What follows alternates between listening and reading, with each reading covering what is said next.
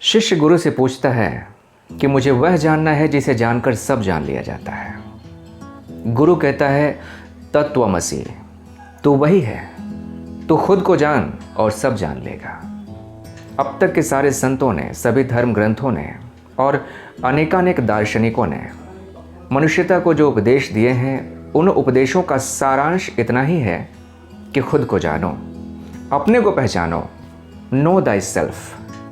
जय कृष्णमूर्ति भी यही कहते थे। कृष्णमूर्ति का ये कहना था कि आज मनुष्य के सामने जितनी समस्याएं हैं, युद्ध है, हिंसा है, सरहद की समस्याएं हैं, राष्ट्रवाद है, जातिवाद है, काले गोरे का भेद है, ऊंच नीच का भेद है, अमीर गरीब के झगड़े हैं, या फिर संबंधों में जो रोज की कलह है, उन सब के पीछे की वजह इतनी है कि हम स्वयं से परिचित नहीं हैं, हम अपनी वास्तविकता को नहीं जानते हैं। मनुष्य अपने स्व से संचालित है, इस कारण उसके जीवन की समस्याओं के लिए कोई मौलिक समाधान निकल कर नहीं आता, कोई नवीन समाधान निकल कर नहीं आता। स्व, वे कहते थे अहंकार को। नवीन समाधान तभी निकल कर आएगा जब हम अपने स्व के पीछे की अपनी वास्तविकता से परिचित होंगे। वह जो वास्तविकता है वही हमारा सत्य है। हालांकि उसके लिए जय कृष्णमूर्ति कोई परंपरागत शब्द प्रयोग नहीं करते थे, उसे वो कहते थे दैट विच इज, वह जो कि है। तो जब तक उस वास्तविकता से हम परिचित नहीं होंगे, तब तक हमारे जीवन में कोई मौलिक समाधान निकल कर नहीं आएगा, कोई रूपांतरण नहीं आएगा, क्योंकि वो जो हमारी वास्तविकता है वो सृजनात्मकता का स्रोत है, वहीं से नई चीज़ें उत्पन्न होती हैं। तो उससे परिचित हुए बिना मनुष्य के जीवन में कोई आमूल क्रांति आने वाली नहीं है, ऐसा कहना था जय कृष्णमूर्ति का। और चूंकि वो सत्य कण कण में है, हर कहीं है, इसलिए उसे जानने के लिए, उस तक पहुंचने के लिए कहीं जाने की आवश्यकता नहीं है। और चूंकि कहीं जाने की आवश्यकता नहीं है, इसलिए उसके लिए कोई मार्ग भी नहीं है।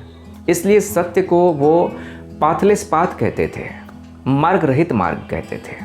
उनका कहना था कि उस सत्य को आप पुस्तकों के द्वारा नहीं जान सकते और ना ही उसे शब्दों के द्वारा बताया जा सकता है। जैसे पीले रंग को शब्दों के द्वारा नहीं बताया जा सकता, उसे देखना होगा, उसकी अनुभूति करनी होगी। ठीक इसी प्रकार सत्य अनुभूति का विषय है, और सत्य की अनुभूति करने के लिए जो सबसे ज़रूरी बात है वो है चॉइसलेस अवेयरनेस, निष्पक्ष सजगता, ऐसा कहना है जय कृष्णमूर्ति का। निष्पक्ष सजगता का अर्थ है कि जब आपके भीतर कोई धारणा नहीं है, कोई स्मृति नहीं है, कोई भविष्य की कल्पना नहीं है, आप सही या गलत का निर्णय नहीं ले रहे हैं, बल्कि आप सिर्फ और सिर्फ सजग होकर चीज़ों का अवलोकन कर रहे हैं। जो कुछ बाहर है उसका भी अवलोकन आप चॉइसलेस अवेयरनेस के द्वारा करें, और अपने भीतर जो कुछ भी चल रहा है, मन की हर प्रक्रिया, चेतना की हर प्रक्रिया का अवलोकन जब आप निष्पक्ष सजगता के द्वारा करते हैं, तब एक दिन वह सत्य अपने को आपके सामने प्रकट करता है। वह सत्य किसी प्रयास के द्वारा नहीं पाया जा सकता, बल्कि निष्पक्ष अवलोकन के द्वारा ही वो अपने आप को प्रकट करता है। तो जय कृष्णमूर्ति कहते हैं कि खुद को एक किताब बना लो और इसे पढ़ो। वह जो है दैट विच इज, उसका अवलोकन करो, उसे देखो। यहाँ तक बात बिल्कुल ठीक है, लेकिन आज हम जय कृष्णमूर्ति की शिक्षाओं की उन दो मौलिक बातों के ऊपर चर्चा करेंगे जो सबसे ज़्यादा विवादास्पद रही। जहाँ वे कहते हैं कि सत्य तक पहुँचने के लिए किसी विधि की आवश्यकता नहीं है और किसी गुरु की भी आवश्यकता नहीं है। यदि आप जय कृष्णमूर्ति के जीवन वृत्तांत से परिचित हैं तो आप जानते होंगे कि जब जय कृष्णमूर्ति को ज्ञान हो गया तो उन्होंने ये घोषणा की कि सत्य के ज्ञान के लिए किसी गुरु की या किसी पद्धति की, किसी मार्ग की आवश्यकता नहीं है। किंतु जिस समय उन्होंने गुरु को इनकार किया, उस समय तक उनके ऊपर गुरु का कार्य पूरा हो चुका था।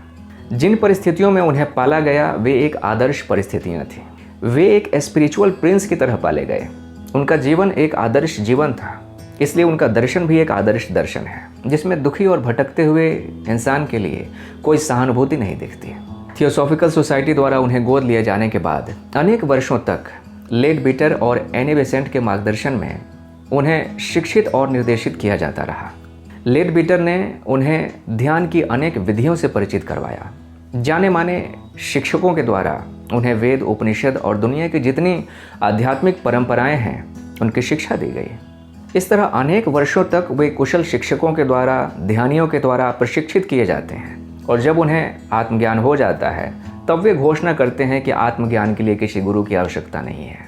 यह तो ऐसा ही है जैसे कोई बच्चा माँ के गर्भ से बाहर आए और बाहर आकर घोषणा कर दे कि बच्चे के पलने के लिए माँ के गर्भ की कोई आवश्यकता नहीं होती।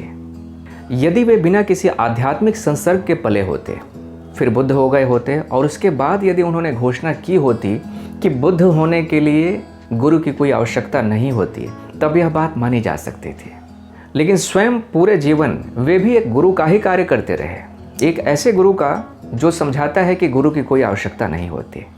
यदि वे मानते थे कि गुरु की आवश्यकता नहीं होती तो फिर बोलना और समझाना उन्हें बंद कर देना चाहिए था। किंतु यदि वे मानते थे कि कहना, सुनना, समझना, समझाना आवश्यक है, तो इसका अर्थ है कि गुरु की भूमिका को वे स्वीकार करते हैं। आखिर कृष्ण और अर्जुन के बीच भी तो समझना समझाना ही चल रहा है ना। तो अर्जुन को समझाते हुए ही कृष्ण अर्जुन के गुरु हो जाते हैं कि नहीं। जय कृष्णमूर्ति कहते हैं कि चूंकि आप भ्रांत हैं इसलिए आप एक गुरु को चुनते हैं, और चूंकि आप भ्रांत हैं इसलिए आपका चुनाव भी भ्रांत होगा, क्योंकि एक भ्रांत व्यक्ति एक ठीक मार्गदर्शक का चुनाव कर ही नहीं सकता। लेकिन सच तो यह है कि गुरु चुना ही नहीं जाता, गुरु का चुनाव नहीं किया जाता। गुरु तो ऐसे मिलता है जैसे कि प्रेमी मिलता है, अनायास, अनपेक्षित। आप प्रेमी को पहले चुनकर और उसके बाद उसे प्रेम नहीं कर सकते। आप ये नहीं कह सकते कि पहले मैं अपने प्रेमी को चुनूंगा और उसके बाद जीवन भर उसे प्रेम करूंगा, फिर यह प्रेम नहीं होगा। गुरु तो ऐसे मिलता है जैसे कि प्यासे को पानी मिले। क्या विवेकानंद कम प्रतिभावान थे? लेकिन वे भी गुरु के लिए भटके, और जब गुरु को पाया तभी उनके जीवन की भटकन समाप्त हुई। शंकराचार्य ने भी गुरु से सीखा। कबीर, तुलसी, मीरा, गोरख, रामकृष्ण परमहंस, इनमें से किसे आप आत्मज्ञानी नहीं मानते, लेकिन इन सभी ने गुरु की शरण ली। यह ठीक है कि सत्य अनुभूति का विषय है, कोई भी आपको सत्य दे नहीं सकता, वह गूंगे का गुड़ है। किंतु गूंगे का आनंद देखकर आप उत्प्रेरित हो सकते हैं। गूंगे का आनंद देखकर आपके भीतर जिज्ञासा हो सकती है कि मैं भी गुड़ की तलाश में निकलूं। गुरु एक उत्प्रेरक का काम करता है। गुरु सत्य देता नहीं, किंतु गुरु हमारी जिज्ञासाओं को उत्प्रेरित कर देता है। गुरु को देखकर हमारे भीतर एक उत्कंठा होती है कि हमारा जीवन भी इतना शांत, इतना निश्चिंत और इतना आनंदपूर्ण हो सकता है। छोटा बच्चा जब अपने आसपास लोगों को दो पैरों पर चलता हुआ देखता है तो वह भी खड़े होकर दो पैरों पर चलने का प्रयास करता है। यदि बच्चे को ऐसे वातावरण में रख दिया जाए जहां उसे कोई भी दो पैरों पर चलता हुआ दिखाई ना दे, विश्वास कीजिए वो बच्चा कभी भी दो पैरों पर चलने का प्रयास नहीं करेगा। ऐसी घटनाएं हुई। जंगली जानवर गांवों से बच्चों को उठा ले गए और उनको मारा नहीं बल्कि पाल लिया।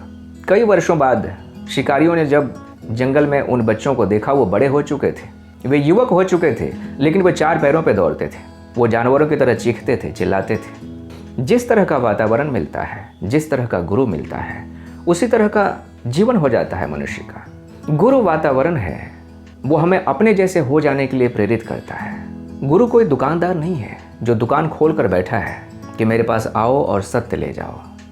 आगे कहते हैं जय कृष्णमूर्ति कि सत्य को जानने के लिए ज़रूरी निष्क्रिय सजगता या चॉइसलेस अवेयरनेस किसी संकल्प या अनुशासन से नहीं आती। अर्थात चॉइसलेस अवेयरनेस के लिए किसी विधि की आवश्यकता नहीं है, क्योंकि विधि चॉइस है। लेकिन ध्यान रहे कि जैसे ही आप कहते हैं कि मुझे चॉइसलेस होना है, तो यह भी एक चॉइस है। चॉइसलेस होना भी एक चॉइस है। कोई विधि नहीं होनी चाहिए, यह भी एक विधि है। तो विधि से तो आप बच ही नहीं सकते।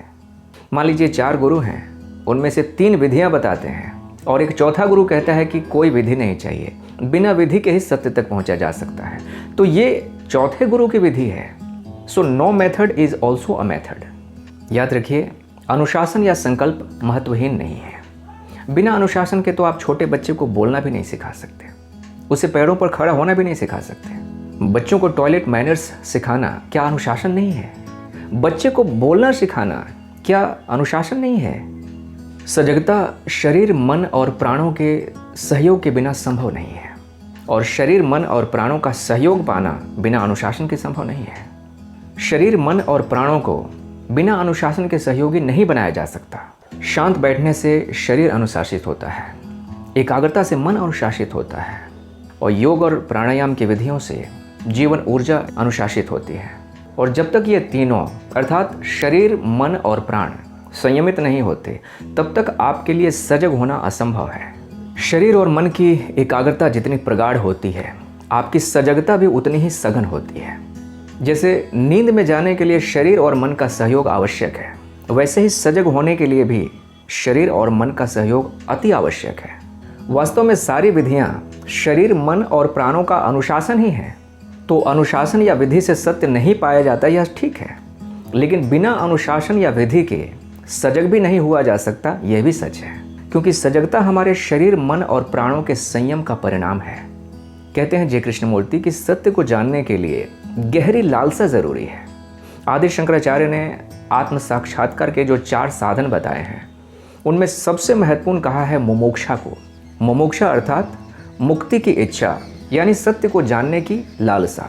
तो जो बात शंकराचार्य कह रहे हैं वही बात जय कृष्णमूर्ति भी कह रहे हैं। तो दोनों ही महापुरुषों के अनुसार सत्य को जानने के लिए जो सबसे ज़रूरी तत्व है वो है मुमुक्षा या गहरी लालसा।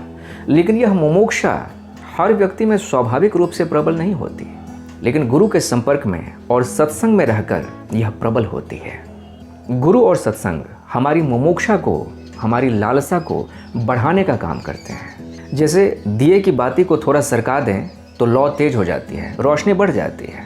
वैसे ही गुरु और सत्संग हमारे भीतर की जिज्ञासा को, हमारी लालसा को बढ़ाने का काम करते हैं। इसलिए गुरु और सत्संग दोनों महत्वपूर्ण हैं।